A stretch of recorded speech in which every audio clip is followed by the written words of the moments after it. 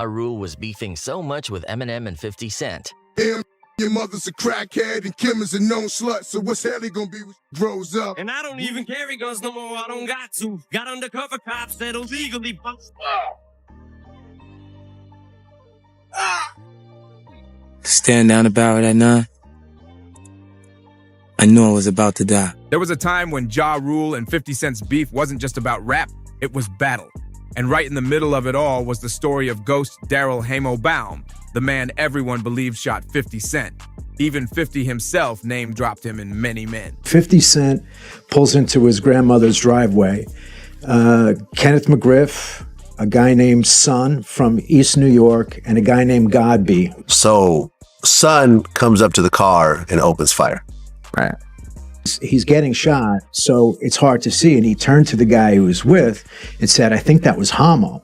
Why do you think 50 Cent thought it was Hamo? I think he said to the guy next to him, that looked like Hamo.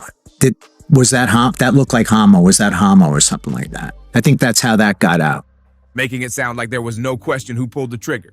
But Detective Bill Courtney came out years later and dropped a bombshell. And right after the shooting, he becomes Ja Rule's bodyguard. So I guess that was his bump. You know, after he shot him, he started bodyguarding Ja Rule and went with him everywhere. He claimed Hamo wasn't the shooter at all. It was actually a man named Robertson Lyons. Yeah, that twist had everyone's head spinning. So how did this whole mix-up even happen? After getting hit 9 times, I ended up getting some good surveillance photos from a source of mine.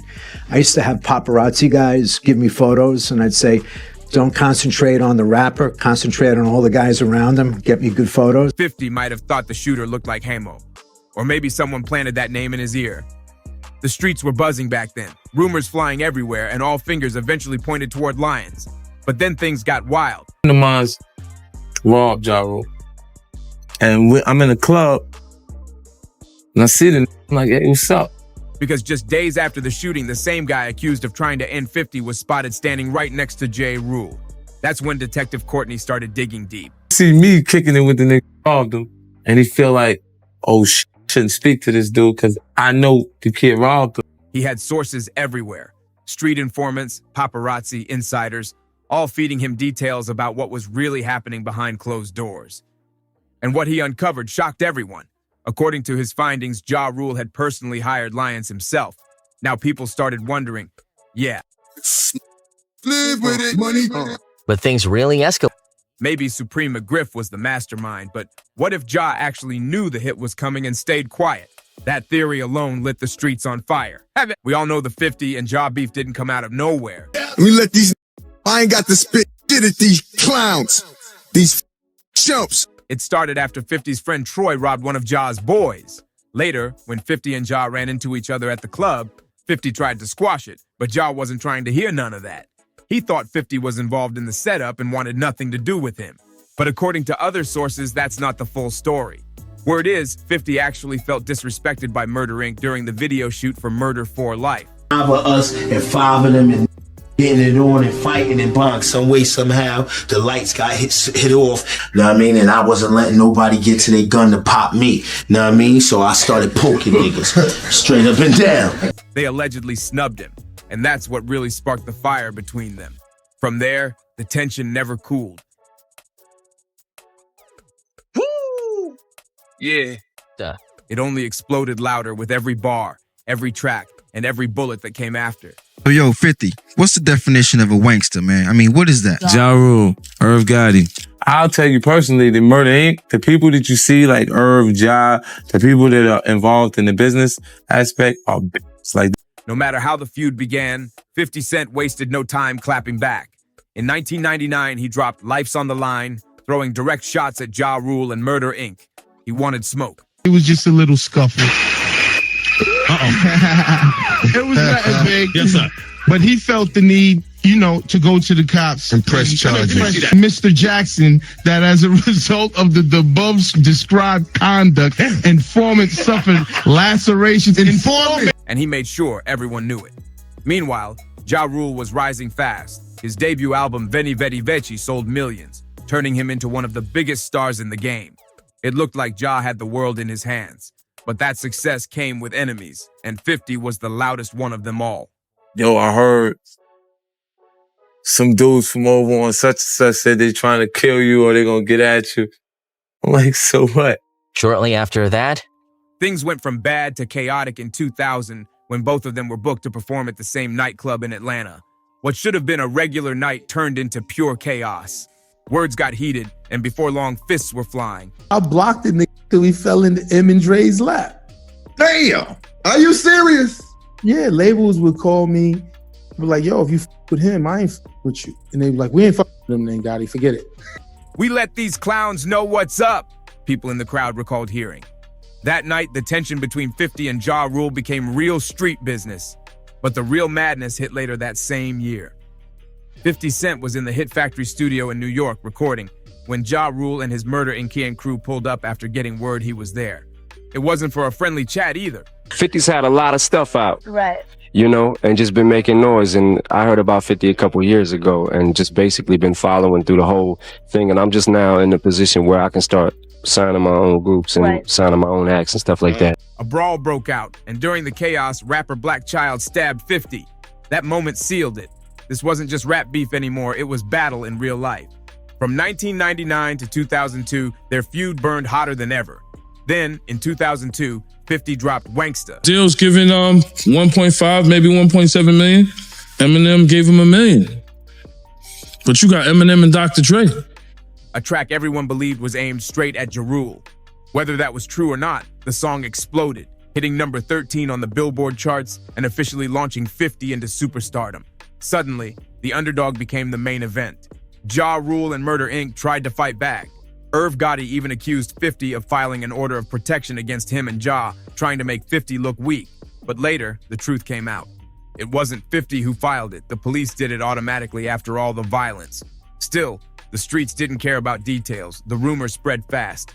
And just when things couldn't get any darker, 50 got shot. Everywhere we go, people know we roll deep as fuck. 40, 50 Samoans, ain't no one when Debo was. While he was recovering, Ja Rule and Murder Inc. dominated the scene. They were everywhere.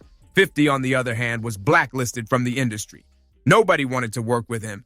He had to escape all the way to Canada just to find a studio that would even let him record. Never speculated. What you niggas know about Booyah? Nothing. At that point, Ja Rule really thought 50 Cent was finished. In his eyes, 50 was buried, forgotten, and no longer a threat. Did you catch this? 100%. Simone. Lift up your shirt, bro. Lift up your shirt. Lift up your shirt. Show your tap. Look at that. Back in 2020, Booyah Tribe. When 50's comeback mixtape didn't blow up right away, Ja didn't even blink. He figured the battle was over. And didn't they do security for Eminem a little bit when M used to come out to the West Coast? Is that correct? Yeah. But what Ja didn't see coming was that the tape was about to land in the hands of exactly the right person.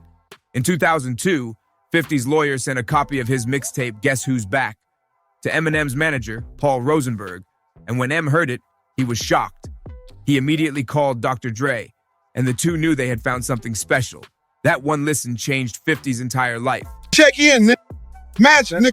I'm gangster, nigga. Straight up. Chris. All right, sure.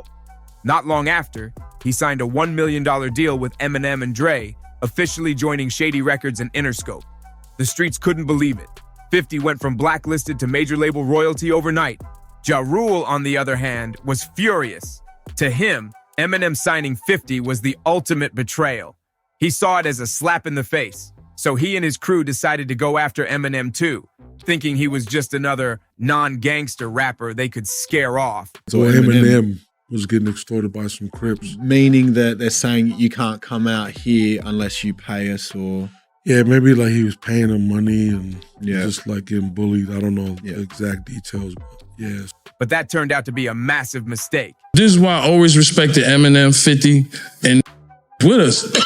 So Suge came, he had some Mexican. Now we from New York. You ain't never seen a with a tattoo on his forehead. He just lights the cigar, and it's the Suge. He light the cigar, and he trying to see what you gonna do. So Eminem, 50, everybody outside. It was a classic Suge move. Eminem wasn't the type to back down, and what Ja didn't realize was that M had his own heavy hitters behind him. While Ja had the Supreme Team riding with him, Eminem had serious muscle of his own. This is when I knew Eminem was real. He's like, I don't give a man. This is when I knew, I'm like, damn, Eminem is a real 50 outside, what's up? The Samoan gangs. In 2003, Eminem linked up with the legendary Booyah Tribe for their single 911. And if you listen close, you'll hear M shouting out his Samoan backup. Everywhere we go, people know we roll deep as F40, 50 Samoans, he rapped. And that wasn't just talk. And M was cut off on his way to his seat, and all these guys in red shirts surrounded him. And I'm looking at M's face, and I'm looking at these guys. I'm like, something ain't right.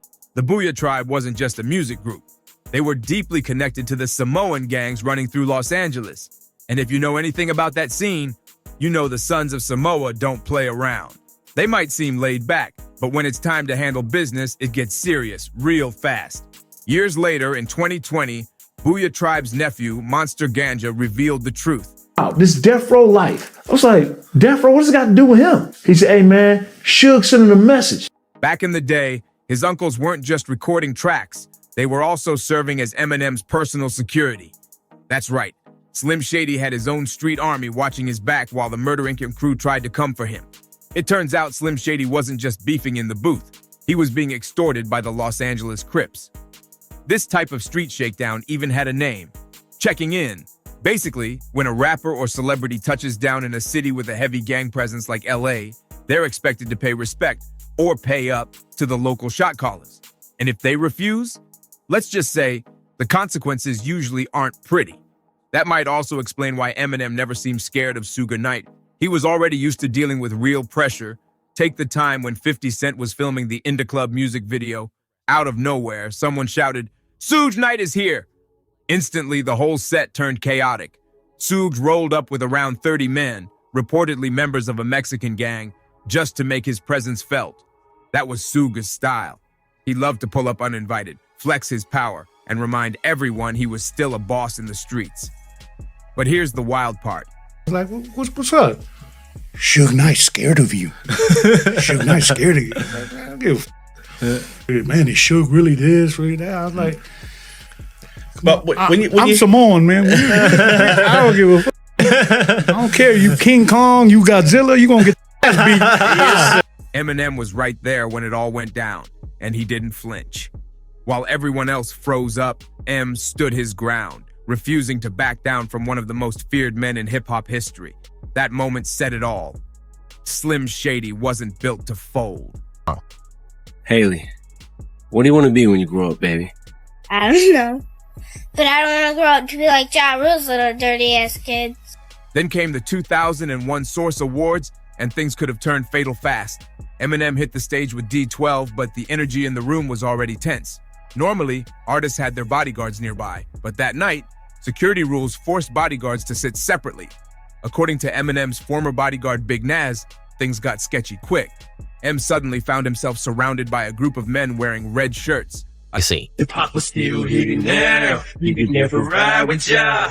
Nah, nah, nah, nah, nah. A not so subtle signal that they were Bloods, the same gang Suge Knight had major ties with.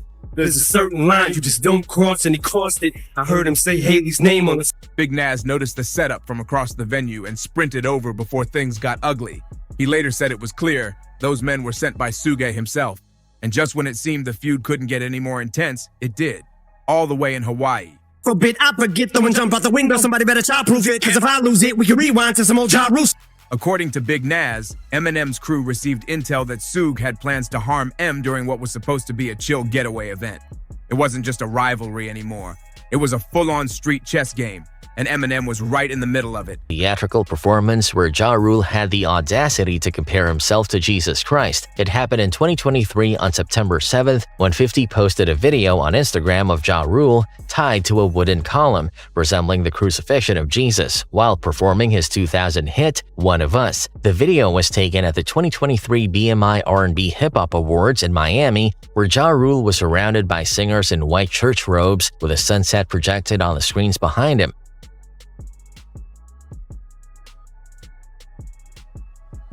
In typical 50 Cent fashion, he couldn't resist taking a jab. He captioned the standing toe-to-toe with one of the most feared figures in music history. This wasn't just some light warning. Suge Knight went full-blown gangster mode. Reports say he sent more than 50 of his men all the way from Los Angeles to Hawaii. Caption for the video, 50 wrote, "Look at this head. Is he supposed to be Jesus? WTF, you can't make this up. LOL, so stupid." Their mission? To crash what was supposed to be a chill getaway with Eminem, Snoop Dogg, and Dr. Dre. But the moment they landed, that tropical vacation flipped into a full-blown nightmare. He sat on the other side, like by the window. So somebody sitting at the actual edge of it. See, and then I sat down and I kept getting up and seeing if anything would happen. Just making him uncomfortable because I knew that he was by himself. It was like him and another guy. You're horrible. You're making him uncomfortable. He's a piece of stool. You're a bully. Instead of lounging on the beach and sipping cocktails, the crew was suddenly in survival mode. Eminem, Snoop, Dre, even their wives had to move like they were prepping for battle. Bulletproof vests became everyday gear, and no one went anywhere without a firearm nearby. Kept getting up and walking around and make them nervous and all this crazy shit. I'm laughing. I'm like, you know what? It may be true. I don't know. I was asleep. Like, he may have been getting up, walking. I don't know. I was catching some Z's at the moment. Things got so tense that the Honolulu Police Department had to step in, assigning officers to guard Eminem and his entourage around the clock. Eminem's former bodyguard, Big Naz, later described how wild it all was. "We thought it was going to be a vacation," he said, "but it turned into a huge problem." And being the master troll he is, noticed that Ja's tickets were only $15 each. So what did he do? He claimed he bought 200 seats in the front row just so they could be empty. You had a beef with, or have a beef with Ja Rule? It's an old school. That's an old But I understand that, but I understand in October you did something to get back at Ja Rule. Yeah. And please tell the people what you did, because this is quite I bought like the first 4 rows in this concert. How much are the tickets? $15. I said, okay, give me the first 4 rows.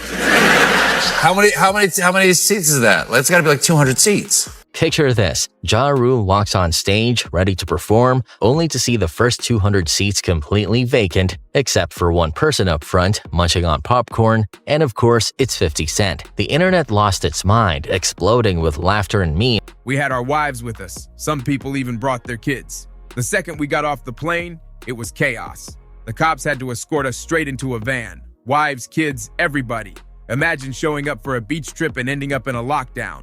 But here's the thing. Even if Suge had actually tried to touch Eminem, it would have blown back hard. Because Eminem wasn't rolling solo. Check, I got 10 stacks right now for anybody that can find footage of this foolery that this is talking about. His ties to the Samoan gang, the same group that backed the Booyah tribe, meant Suge knew better than to push too far. Even he treaded carefully around them. But Ja Rule was not phoning you. Who? Yeah, Ja Rule. Ja was a sweetheart. Okay. You like Ja Rule too, right? No. Yeah, you do. No. You be dancing to that. I'm not dancing to that. You be liking that. Now, I'm sure you ain't dancing to nobody likes Ja Rule in the States now. Can't make it a show. He's finished, because I said he's finished. Eminem wasn't the one to mess with, and everyone in the streets knew it. Still, M didn't even have to call on those connections when it came to Ja Rule. Ja did the dumbest thing possible. He dragged Eminem's daughter into the beef. And if you know anything about Slim Shady, that's the one line you don't cross. Eminem fired back with Haley's Revenge, putting Ja Rule on blast and even featuring his daughter in the track. "Haley, what do you want to be when you grow up?" he asked, a haunting message wrapped in pure lyrical fire. Then M and 50 joined forces for another brutal diss track, their version of Hail Mary, where they straight up taunted Ja. They called him out for copying Tupac's style, basically telling him he'd never fill Pac's shoes. And even though Eminem eventually moved on with his career, he clearly never forgot. Fast forward to 2018, on his album Kamikaze, he took one final jab at Ja Rule just to remind everyone that the smoke was never fully cleared. Some beefs cool off with time. But this one? It's been simmering for decades, and Slim Shady made sure the world never forgot who really won that battle. And Ja Rule? Man, his career never really bounced back. To this day, he's still getting roasted by both 50 Cent and Eminem. One of the wildest moments came in 2023 when Ja Rule tried to pull off a dramatic performance, but ended up becoming a meme instead. It happened on September 7th at the BMI-R&B and Hip Hop Awards in Miami. Ja hit the stage to perform his 2000 hit One of Us, but here's where things went sideways. He was literally tied to a wooden column, mimicking the crucifixion of Jesus Christ. Behind him, A glowing sunset played on the screens, while backup singers dressed in white church robes surrounded him like a gospel choir. And of course, 50 Cent wasted no time jumping in. He posted the video on Instagram with the caption, "Look at this ish head. Is he supposed to be Jesus? WTF. You can't make this up, LOL, so stupid." The trolling was brutal, and naturally his boys Tony Yayo and Uncle Murda joined in, flooding the comments with laughing emojis. The internet went wild, but the drama didn't stop there. Not long after that, fate decided to have some fun. 50 and Ja Rule ended up on the same flight. Shockingly, the plane didn't turn into a flying boxing ring. Ja Rule even tweeted afterward in a chill tone, saying the encounter was cool and that they'd both moved on. But 50 being 50, he couldn't resist twisting the story. During an interview, he claimed Ja was nervous the whole flight, saying he walked up and down the aisle just to mess with him, making Ja uncomfortable. Ja Rule wasn't letting that slide, though. He later went on Vlad TV and fired back, saying the story was pure cap, that he was actually asleep during the flight and didn't even know what 50 was talking about. The back and forth was pure comedy, with fans eating it up. Still, nothing beats one of the 50's most legendary troll moves ever. One day, he posted a screenshot on Instagram showing Ja Rule's concert tickets listed on Groupon. Yeah, Groupon.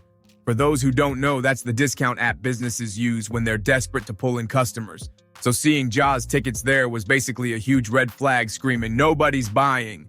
And 50? He couldn't resist making it worse.